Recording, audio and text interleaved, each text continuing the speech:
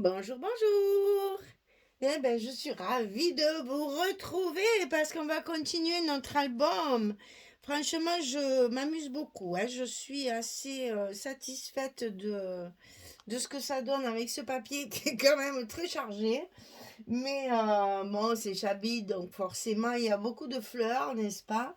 Beaucoup de roses, mais vraiment, c'est très agréable de travailler encore différemment, de faire des rabats un petit peu différents et un album en paysage. Alors, je vous rappelle que je travaille avec la collection Vintage Love de Craft O'Clock dans le cadre de la boutique Magique Loisir.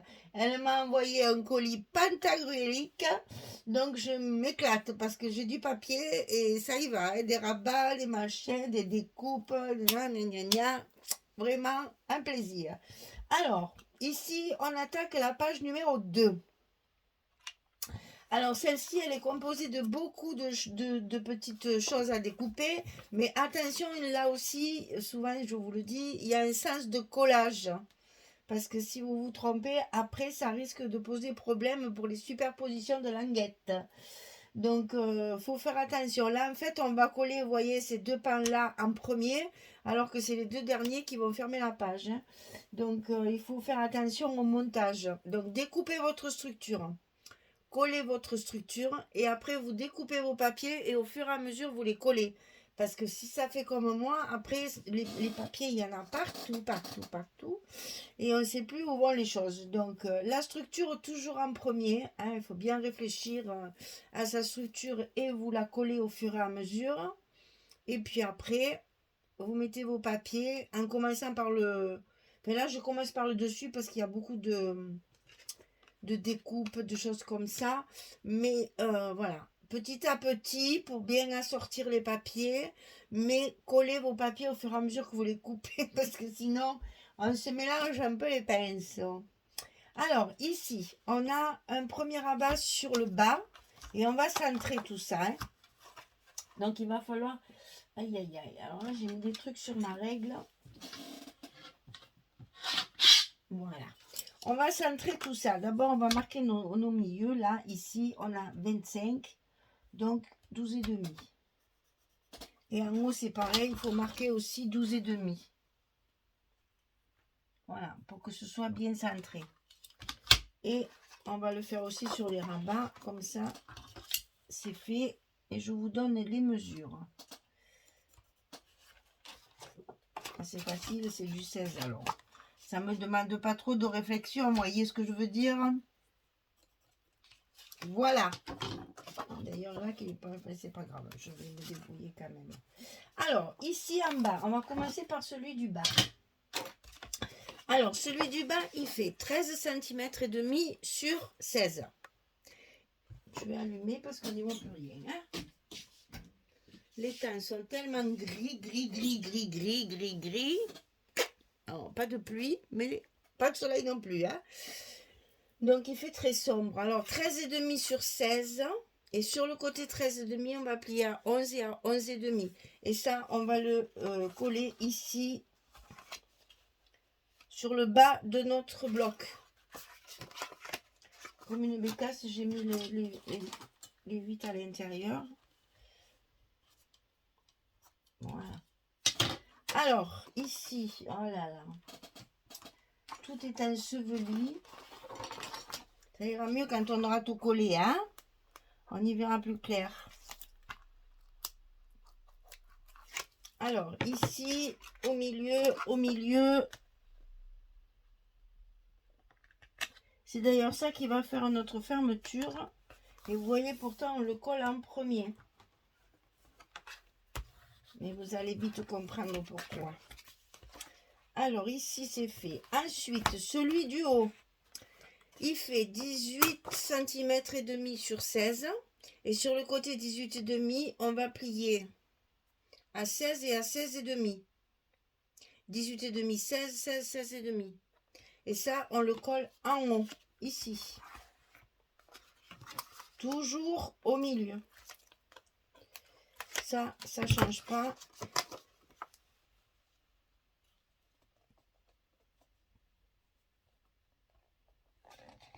En fait, on l'aligne sur celui qu'on vient de coller. Hein. Voilà. Donc ça, c'est fait. On est bon. Et ça, c'est le dessus. Bon. Alors maintenant, on va faire le dessous. Je fais les choses à l'envers. Hein. Donc ici, on va coller deux pochettes. Une ici et une ici. Et vous allez voir que la pochette, elle monte en fait sur la languette. C'est pour ça qu'il fallait le coller avant. Donc, c'est les deux mêmes. Hein. On a 26 sur 6. Et sur le côté 26, on va plier à 2 et à 24. 26, 6, 2, 24. Et on le coupe deux fois. Alors, je vous rappelle toujours que en bas de mes pochettes, je mets du scotch rouge 6 mm. Je le répète parce qu'il y a toujours quelqu'un qui me le demande et j'en ai marre de l'écrire sur les commentaires. J'ai comme ça le disant chaque fois, pouf, on me le demande plus. C'est vrai que je comprends hein, quand on regarde une vidéo, c'est sûr que ouais, je répète pas chaque fois les mêmes choses, mais j'ai tort parce qu'il y a toujours des personnes, soit qui arrivent, qui sont nouvelles, on va profiter de leur faire un petit coucou aux nouvelles et on va les remercier de nous avoir rejoints. Et puis c'est vrai qu'il y en a qui vont chercher un papier en particulier et qui donc auront besoin que d'une vidéo. Et c'est vrai que si je répète pas, forcément elles ne peuvent pas deviner. Mais maintenant j'ai dit, je vais le dire à chaque fois, comme ça pas besoin de demander, elles auront la réponse directement. Alors, pendant que je colle ça, je vais vous demander quelque chose. Est-ce que ça vous intéresserait une vidéo où je montre le matériel que j'utilise le plus souvent, à savoir les ciseaux, le massicot, le scotch, les aimants, mon plieur magique. Moi, je peux pas m'en passer. J'en ai d'autres. Je prends toujours le même. Il est tellement usé qu'il est tout, tout édenté là. Je vais le dire. Donc, est-ce que ça vous intéresserait que je fasse une vidéo sur le matériel que j'utilise? Ces grandes feuilles là aussi, on me le demande souvent. Donc, comme ça, après, je pourrais faire référence à cette vidéo pour expliquer tout le matériel que j'utilise. Et je pourrais même dire selon ce que c'est, où je l'achète. Comme ça, au moins, tout le monde sera au courant. Alors, deux pochettes, deux cartes. Si ça vous intéresse, vous me le mettez en commentaire. Comme ça, on le fera un jour. Enfin, très bientôt, certainement, parce que là, quand j'aurai fini celui-là, je compte faire ça, justement, pour avant d'en commencer un autre. Alors, ici, on a deux rabats qui vont se mettre à l'intérieur de l'enveloppe de chaque côté. Comme ceci. Donc, c'est les deux mêmes. Hein. Ça, c'est du 10-15. Oh. Mais je dis n'importe quoi. C'est la collection 15-15. Alors, 18 sur 15 et demi.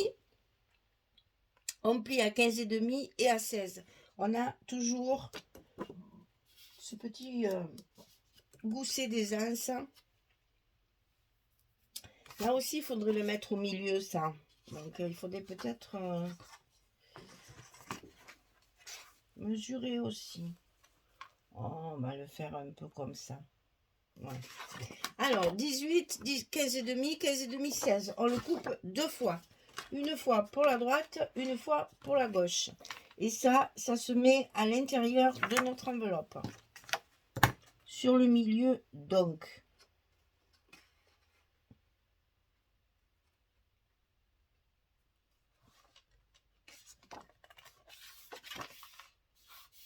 Voilà un. Et voilà deux.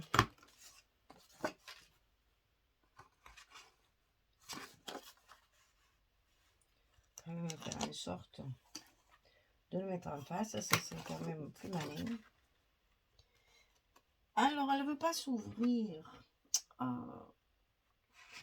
Et oui, il y a la pochette dessous qui raidit un petit peu le... Bon. Alors.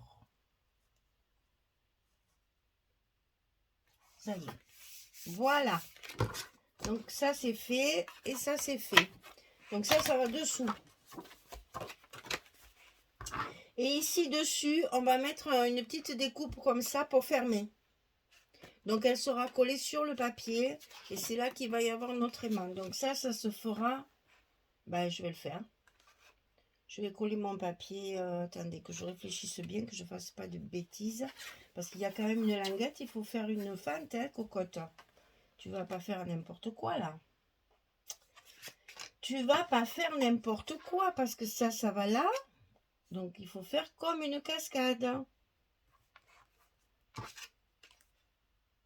Et ça, vous faites en sorte que ça dépasse bien de votre rabat du haut, vous voyez, pour que ça, comment dire, pour que ça fasse bien, que ça appuie bien pour faire fermeture. Et ben voilà, donc il faut faire comme une cascade, ce que je n'avais pas prévu du tout, mais c'est pas grave, on va le faire. Donc ici, j'ai laissé 9 cm. Donc on va tracer des petits repères à 9 cm de haut.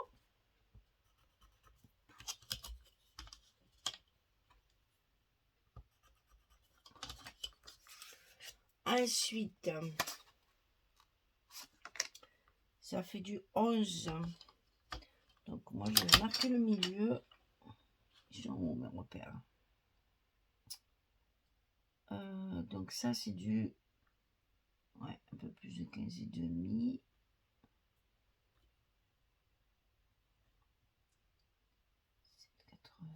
Ici. Et là, je fais 5 et 5, 10. Je crois que c'est ça. Alors, je vais vous dire. Voilà. Donc ici, vous allez marquer en bas. C'est le papier. Attention, c'est le papier, c'est pas la structure. Hein, parce que vous savez qu'on a toujours 2-3 mm d'écart. Hein. Donc ici, j'ai compté 9 cm. Pour que ça dépasse ici. Et ça va dépasser hors tout parce qu'il y a le 4,5 à peu près. Hein, à peu près parce que bon. Voilà. C'est pour que ma fermeture soit quand même assez grande ici. Donc ici, je compte 9 cm. Et après, je fais un trait au centre de 11 cm puisque ma petite languette, là, mon petit rabat, il fait 11 cm de large.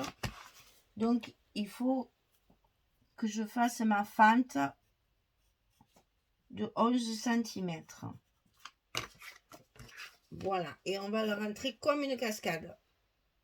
Donc ici, on va trouer avec un cutter. Alors, ne criez pas, je ne sais pas couper au cutter avec une règle. Je n'y arrive pas. Alors, je le fais à main levée et c'est toujours beaucoup plus droit qu'avec la règle. Ne me demandez pas pourquoi, quand je vous dis que je suis montée à l'envers des fois. Voilà. Si je mets une règle, c'est sûr, je fais une grosse bêtise. Et donc après, hop, on va enfiler notre petit rabat dans la fente. Il y a le scotch qui dépasse, d'ailleurs, il faut que je le rentre. Et comme ça, vous aurez votre papier et la cascade qui fermera. Alors, on va faire ça. Donc là, du coup, mes scotch, ils sont à l'envers, c'est pas grave. Faire et défaire, c'est toujours travailler, comme disait ma grand-mère. Donc, on fait. Et oui, je n'avais pas réfléchi à ça. Pourquoi? Parce que je fais les choses. Ah, ben si je rajoutais ça, si je rajoutais ça, si je faisais ça. Et puis après, voilà, il manque des morceaux. Ah, j'ai pas gommé. Alors oui, quand vous faites des marques, il y en a qui le font à l'envers, je sais. Mais moi, j'arrive pas non plus. Hein. Ça, c'est un peu comme le reste. Il y en a qui font leur marque ici, donc si ça se voit, c'est pas grave. Mais moi, si je le fais à l'envers, je me trompe. Voilà.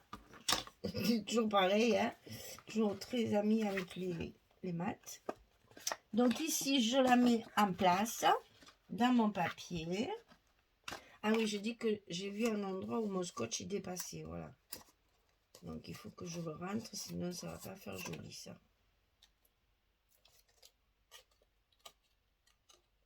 Voilà. Alors, hop, hop, hop. Bien sur la pliure, attention de ne pas trop rentrer, parce que sinon, voilà, comme là par exemple, après ça ne plie plus. Voilà, ça y est. Alors, quand c'est en place, on vérifie bien, on tourne. Ça, je vais l'enlever, comme ça me servira à coller ma structure. J'enlève mes protections. C'est exactement comme une cascade, hein, c'est pareil. Ah, je colle mon papier et voilà. Comme ça, le tout est joué, ma cascade elle est enfilée, enfin, ma fermeture, et au moins j'ai mon papier propre. Et donc ici, maintenant, je vais pouvoir coller mon papier sur mon rabat pour pouvoir positionner mon aimant.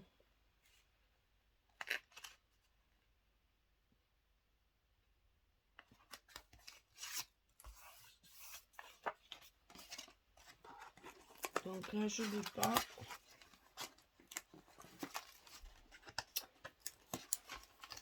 J'ai oublié de mettre le scotch sur la fente.